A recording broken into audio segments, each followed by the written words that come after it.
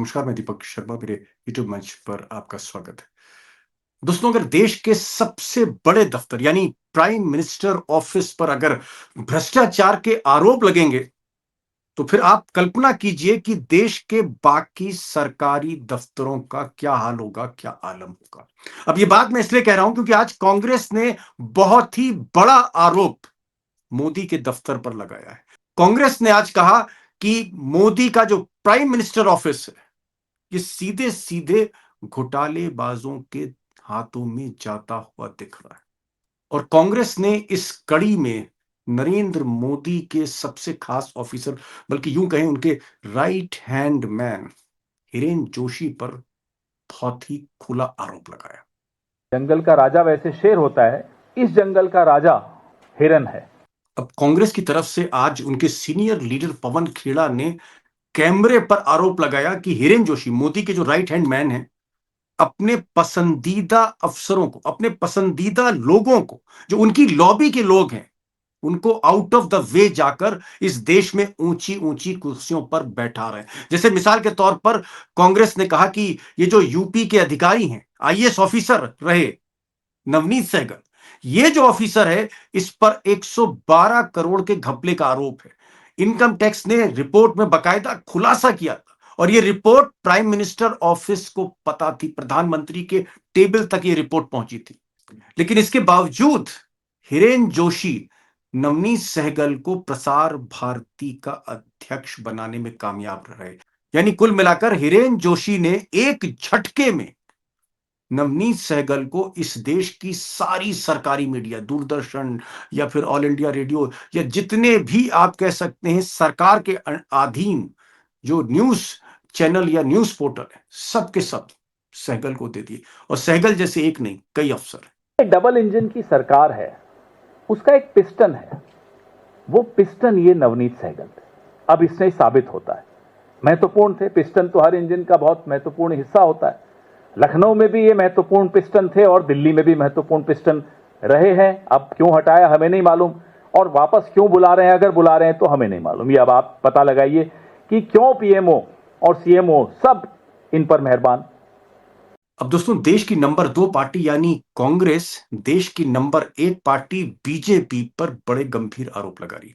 और कांग्रेस का यह भी कहना था, पवन खेड़ा का यह भी कहना था कि भाई नवनीत सहगल, जिन पर कई खुलासे हुए हैं, इधर अकेले नहीं हैं।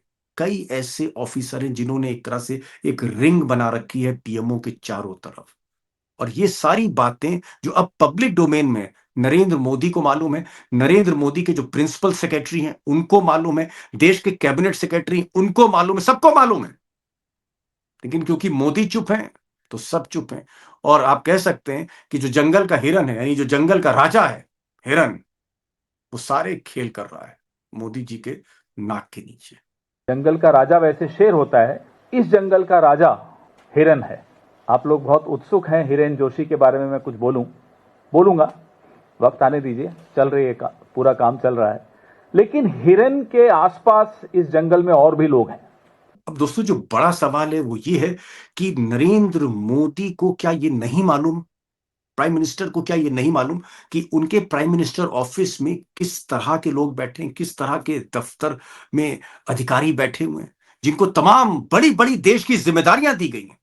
हाईएस्ट ऑफिस में जो मोदी के नाक के नीचे जो ऑफिस चल रहा है, उसमें कैसे कैसे लोग बैठे हैं, क्या ये मोदी जी को नहीं मालूम है? क्या मोदी जी को हिरेन जोशी या हिरेन जोशी के नेटवर्क के बारे में कोई जानकारी नहीं? कैसा है?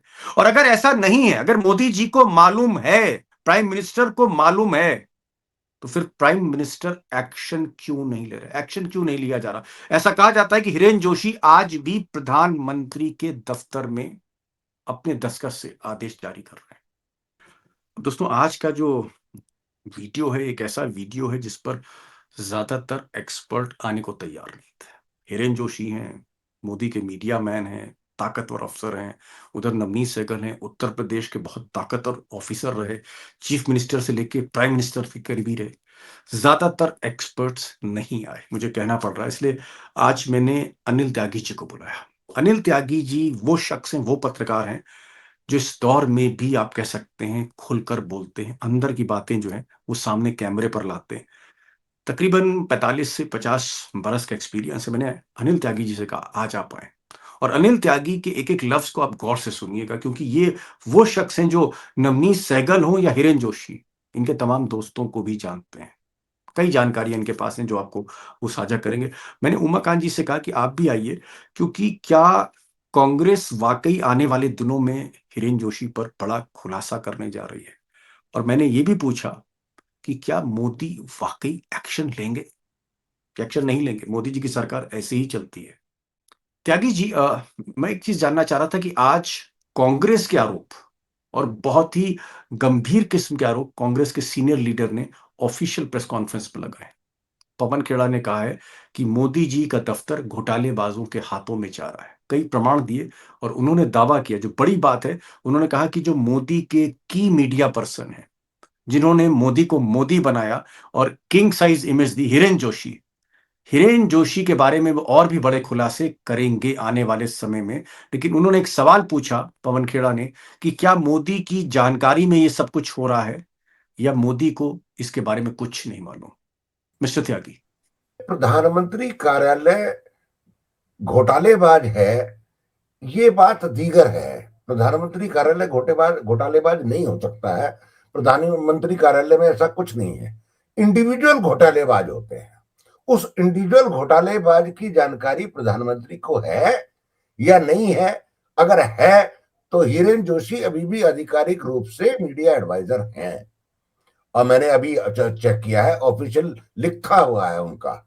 अगर वो इतने बड़े आरोप लगने के बाद घोटालेबाज वहां रखा हुआ है, तो ये सवाल तो प्रधानमंत्री कार्यालय को देना चाहिए कि वहां स्थिति क्या है। Principal secretary to prime minister of India को ये जवाब देना चाहिए कि आपके अंडर में, क्योंकि हिरेन जोशी पॉलिटिकल अपॉइंटमेंट नहीं है, he is not a cabinet rank official. Modi के ही आदमी मोदी लाए। वो अधिकारी हैं, आप समझिए, दोनों चीजों में अंतर है। जैसे कि अजीत डोवल कैबिनेट रैंक है, उनका पॉलिटिकल पोस्ट हो गई। हिरेन जोशी अधिकारी हैं इस समय प्राइम मिनिस्टर ऑफिस में। तो अगर किसी अधिकारी पर कोई आरोप लगता है, तो प्राइम मिनिस्टर के साथ साथ principal secretary to the prime minister, उनकी भी जिम्मेदारी है कि prime minister office, prime minister पर आरोप नहीं लग रहा, प्राइम मिनिस्टर ऑफिस पे आरोप लग रहा है, कि अगर आरोप लग रहा है तो ये गंभीर है, क्योंकि ये पूरी दुनिया के लिए चिंता का विषय है। पूरी दुनिया में प्राइम मिनिस्टर ऑफिस रिपोर्ट होता है, और उसमें एक अधिकारी अगर आरोपों से घिरा हुआ है, तो उसका स्पष्टीकरण तो प्रधानमंत्री कार्यालय को देना ही चाहिए। देना ही चाहिए। लखड़ा साहब, मैं आपके पास आ रहा हूं, क्या, क्योंकि आप प्रधानमंत्री कार्यालय को बरसों से देख रहे हैं, क्या हिरेन जोशी वाकई बहुत ताकतवर ऑफिसर हैं, और जो देश की मीडिया है, न्यूज चैनल हैं, अखबार हैं बड़े बड़े, क्या इनको कंट्रोल करते हैं, और देश में जो खबर है उसका एजेंडा ये आदमी तय करता है जिसका नाम हिरेन जोशी है? क्या ये बात सही है पवन खेड़ा की, कांग्रेस की? देखिए, बिल्कुल 1000% सही है। इसमें तो किसी को कोई शक ही नहीं है कि पिछले 11 साल से जो मीडिया को पूरी तरह जो खत्म कर दिया गया, जो नेस्तनाबूद कर दिया गया, मीडिया का जो जो वॉइस होती थी, जो क्वेश्चन करते थे मीडिया, और कुछ क्रिटिकल स्टोरीज भी मतलब जी। प्राइम टाइम पे हमने देखा कि क्रिटिकल स्टोरीज भी होती थी, डिस्कशन भी होते। अब तो लिस्ट बना के उन तमाम जो एक्सपर्ट्स थे, जो क्रिटिकल पॉइंट ऑफ व्यू रखते थे या सरकार की समालोचना करते थे, उन सबको बाहर कर दिया गया पूरे सिस्टम से। तो हिरेन जोशी वो शख्स हैं जिनकी पिछले कई सालों से पीएमओ में तूती बोलती है। उनके कहने से लोग रखे जा रहे हैं एंकर, चाहे वो XYZ, मैं नाम नहीं लेना चाहता। सारे लोग, कोई दूरदर्शन में टॉप लेवल पे अपॉइंटमेंट हो रहा है, वहां से कौन से टीवी चैनल से कहां से किसको हिरेन जाना है, जोशी तय कर कोई रहे हैं। चिंता की बात ही नहीं। सारी फिक्सिंग, और जितना, देखिए मैं आपको बता रहा हूं कि जितनी खबरें परोसी जा रही हैं, कितनी स्टोरीज प्लांट की जा रहे हैं, सुबह उठ करके 6 बजे 8 बजे अब टेलीविजन चैनल के मालिकों को फोन करना। आपने देखा कि पिछले 10 साल से इस देश में क्या ड्रामा चल रहा है ओके। कि एक ही खबर 15 टीवी चैनल में चल रही है, ठीक। सेम खबर, ठीक। जैसे उनका ठीक। न्यूज एडिटर एक ही हो। तो ये news got your editor point. जो है, ये हिरेन जोशी उस जिम्मेदारी को संभाल रहे हैं, बखूबी संभाल ठीक। रहे हैं जी। ठीक। आपने कहा कि हिरेन जोशी एक बहुत इंपॉर्टेंट मोदी के हैंड है, मैं अफसर नहीं कहूंगा, जी। मैं हाथ कहूंगा। आप कह सकते हैं कि उनके मैन फ्राइडे हैं, जो सुबह उठकर सबसे पहले जो बड़े बड़े देश के चैनल हैं उनके मालिकों को फोन करते हैं कि आज क्या खबर चलनी है, क्या खबर नहीं चलनी है। फिर जो बड़े बड़े टीवी के एंकर हैं जिनको आप दोस्तों देखते रहते हैं स्क्रीन पर, उनको फोन करते हैं, व्हाट्सएप मैसेज करते हैं, व्हाट्सएप का एक ग्रुप चलाते हैं। यानी कुल मिलाकर लखेड़ा साहब ये कह रहे हैं कि एक बड़ी ताकत है इस देश की मीडिया को कंट्रोल करने में। तो ये बात तय हो गई कि हिरेन जोशी एक पावरफुल आदमी है। मोदी के, आप कह सकते, कुछ लोग तो ये भी कहते हैं कि अमित शाह के बाद नंबर 3 पर वो हैं। मैं एक चीज जानना चाह रहा था त्यागी साहब, मान लिया पावरफुल आदमी, अब ये बहस का विषय नहीं है, लखेड़ा साहब ने बहुत कुछ कहा, आपने भी बताया। अगर आरोप है हिरेन जोशी पर, अगर आरोप लग रहे हैं, आज की खबर की बात नहीं हो रही, कांग्रेस की आज की प्रेस कॉन्फ्रेंस की बात नहीं कर रहा हूं, अगर पिछले 1 महीने से 1.5 महीने से तमाम उनके खिलाफ बातें हो रही हैं, एक्शन भी हो रहा है, उनके जो कुछ करीबी लोग हैं उनसे इस्तीफे भी लिए गए, क्या प्रधानमंत्री आपको लगता है हिरेन जोशी को किनारे कर देंगे, या नरेंद्र मोदी को इस तरह की खबरें का कोई असर नहीं है? वो एक तरह के, आप कह सकते हैं कि डिक्टेटर हैं, उनको कोई मतलब नहीं है पब्लिक क्या कह रही हिरेन जोशी के बारे में, जब तक मोदी चाहेंगे हिरेन जोशी उनके दफ्तर में रहेंगे। बिल्कुल रहेंगे, कोई नहीं हटा सकता हिरेन जोशी को। क्या मोदी कोई? मोदी के अलावा कोई नहीं हटा सकता हिरेन जोशी को। और ओके। मोदी हिरेन जोशी को नहीं हटाएंगे, क्योंकि मोदी अपने आदमियों को प्रोटेक्ट करते हैं, अपने साथियों को वजीफा देते हैं, चाहे वो गलत करें या सही करें। एक बार आप मोदी के गुट में शामिल हो गए और आपकी लॉयल्टी प्रूव हो गई, तो आपके साथ खून माफ है, आप ये समझिए। तो हिरेन जोशी तो कहीं नहीं जाने वाले, लेकिन आप इस इकोसिस्टम को समझिए। मैं आपको जो आप बात जानना चाह रहे हैं ना, और जो आपके जी। दर्शकों को बतानी चाहिए, ये क्रिकेट का माया जाल है। और आपके ओके। दर्शकों को बता दें, क्रिकेट के माया जाल में जो तकरीबन तकरीबन ऐसा आरोप है, और जो क्रिकेट की दुनिया के जानकार लोग हैं वो ये बताते हैं कि एक दिन में 300 करोड़ का जुआ होता है पर डे। 100 करोड़ रुपए दुबई जाते हैं, 100 करोड़ रुपए सत्ता के लोगों के पास जाते हैं, 100 करोड़ रुपए वो जो लोग ऑपरेट करते हैं उसको लेते हैं। 2 मुकदमे चल रहे हैं, एक 65,000 करोड़ का जीएसटी का चोरी का चल रहा है बेंगलोर में, और एक मुंबई में चल रहा है 45,000 करोड़ का जीएसटी का क्रिकेट की ऐप को लेकर ही। ओके। तो क्रिकेट का जुआ बड़ा व्यापक है, और इस व्यापक चोरी से कोई बचा नहीं है इस अब दलदल में। उसमें सब लोग शामिल हैं, उसमें यूपी के मंत्री भी शामिल हैं, उसमें राज्यों के मंत्री भी शामिल हैं, उसमें केंद्र के लोग भी शामिल हैं, उसमें अफसर बॉलीवुड भी, के एक्टर्स भी हैं, उद्योगपति भी हैं। बॉलीवुड के एक्टर्स भी शामिल हैं। तो ये बहुत बड़ा व्यापक धंधा है, इस धंधे में दलदल है। किस किस को मोदी हटाएंगे? चलिए हिरेन जोशी को हटा भी देंगे तो क्या होगा? क्या भ्रष्टाचार का जो छींटा लग गया है प्रधानमंत्री आवास पे वो बंद हो जाएगा? नहीं बंद होगा, क्योंकि ओके। शुरुआत हो चुकी है। छींटे मतलब लगने की हटाए नहीं जाएंगे, लब्बो लुआब त्यागी साहब आपका लंबे हटाएंगे नहीं। लोग हिरेन जोशी नहीं जाएंगे। देखिए क्या ओके। होता है, जब आप एक इकोसिस्टम में काम करते हैं, उस आदमी की रिप्लेसमेंट बड़ी मुश्किल होती है, और हिरेन जोशी ने इस तंत्र को समझ लिया है। मोदी को दोबारा से उस तंत्र को किसी नए आदमी को ला करके समझाने का मतलब है मोदी को खुद टाइम लगाना पड़ेगा। अभी तो एक ओके। इशारे से काम होता है। तो ह्यूमन रिसोर्स का रिप्लेसमेंट चाहे कितना भी भ्रष्ट हो, बड़ा मुश्किल होता है, मैं आपको बता ओके। रहा हूं। ओके। ये ओके। वो हिरेन चलिए। जोशी नहीं जाएंगे। चलिए, अब आपकी राय है, अब आप एक सीनियर जर्नलिस्ट हैं, अब आप कह रहे हैं कि साहब नहीं हटाई जाएगी, मैं आपकी राय से इत्तेफाक मुझे रखना ही पड़ेगा एक एंकर के तौर पे। मैं जरा लखेड़ा साहब के पास आ रहा हूँ। लखेड़ा साहब, ये बताइए, आज नवनीत सहगल का भी नाम कांग्रेस ने लिया, और पवन खेड़ा इससे पहले भी कई खुलासे हिरेन जोशी पर कर चुके हैं। मैं कहूंगा कि वो इस देश में पहले पॉलिटिशियन रहे नेशनल लेवल पे जिन्होंने हिरेन जोशी का खुलासा कैमरे पर किया था। ये जो नवनीत सहगल हैं, ये उत्तर प्रदेश के आईएएस ऑफिसर हैं, प्रसार भारती के चेयरमैन थे, जिनके अंडर में दूरदर्शन, ऑल इंडिया रेडियो, सारी सरकारी एजेंसियां थी। यही साहब जो थे वो एक एंकर को लेके आए दूरदर्शन में, 15 करोड़ रुपए की सैलरी, जिस पर अर्नब गोस्वामी तक नाराज हो गए। ये जो नवनीत सहगल हैं, इसके बारे में कांग्रेस का आरोप है कि ये भी हिरेन जोशी के आदमी हैं, और इन पर 112 करोड़ रुपए के एक घपले का आरोप था, जिसका कांग्रेस ने आज जिक्र किया है। जिस आदमी पे 112 करोड़ के घपले का आरोप था, इनकम टैक्स की कार्रवाई हो चुकी थी, उस आदमी को प्रसार भारती का चेयरमैन बनाया गया, और प्राइम मिनिस्टर ऑफिस चुप रहा। उनका कहना है कि प्राइम मिनिस्टर ऑफिस के एक अधिकारी के बदौलत बनाया गया।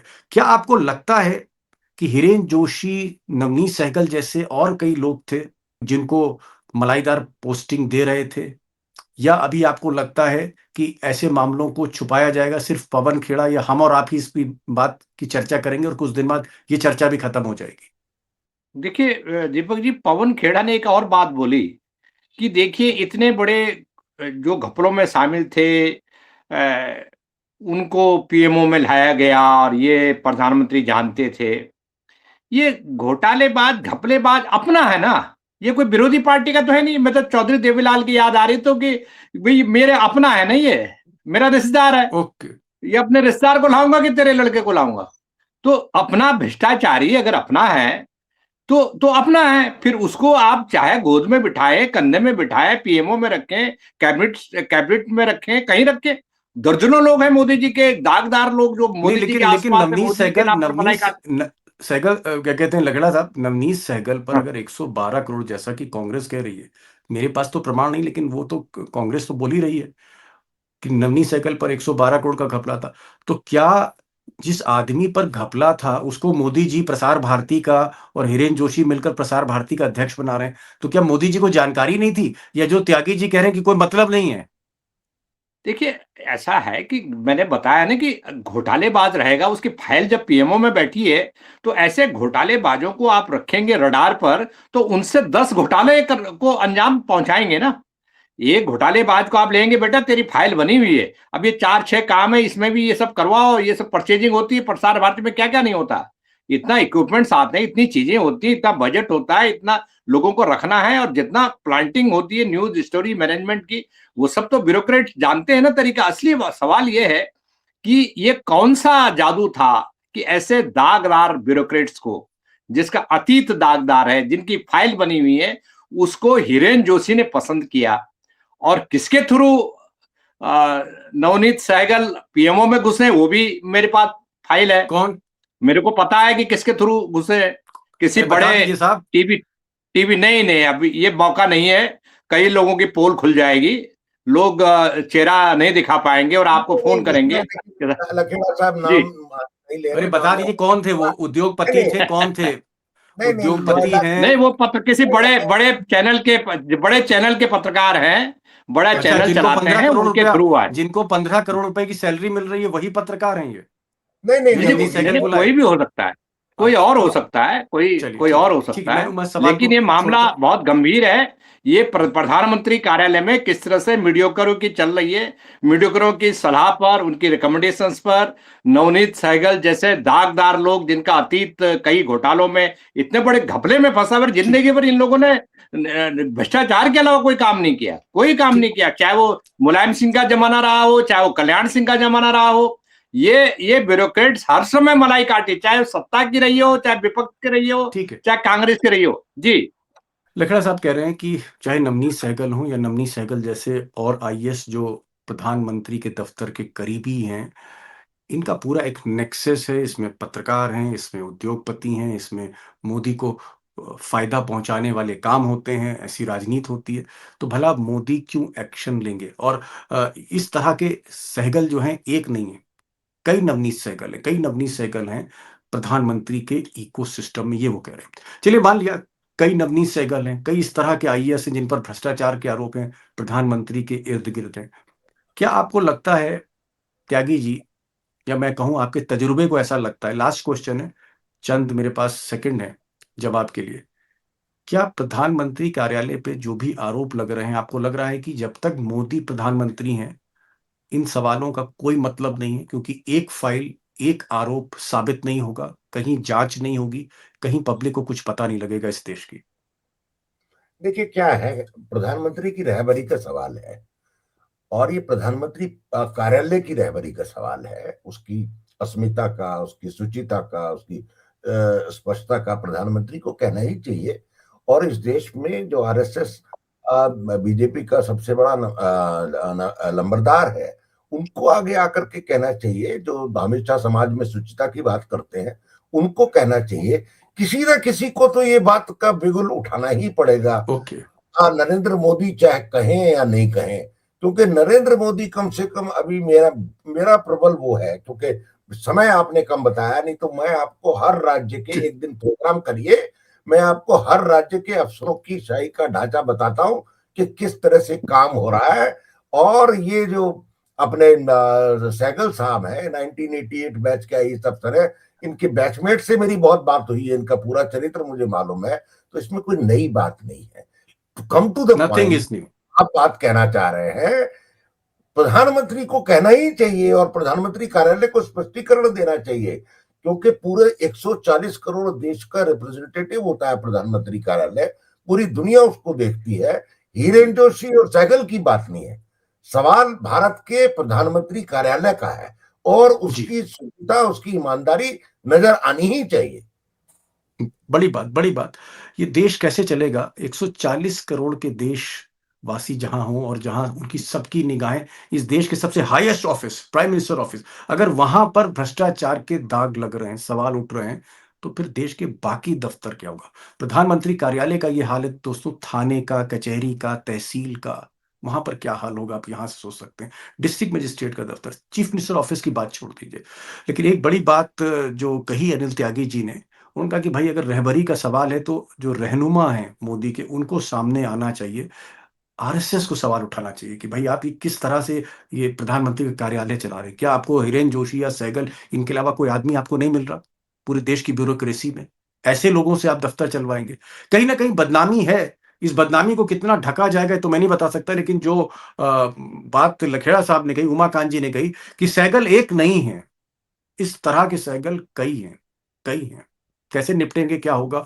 लेकिन एक चीज दोस्तों क्लियर है कि जब तक मोदी जी कुर्सी पर हैं तब तक हम उम्मीद ना करें कि ये फाइलें जो हैं बाहर आएंगी। लेकिन सवाल सवाल इसलिए मैंने आज उठाया, और मैं शुक्रिया अदा करूंगा अपने दोनों एक्सपर्ट का कि ऐसे दौर में, इस दौर में जहां लोग प्रधानमंत्री कार्यालय से घबराते हों, डरते हों, आपने खुलकर अंदर की बातें लोगों के सामने रखी। Thank you so much for joining this programme. Thank you so much both of you for joining this programme.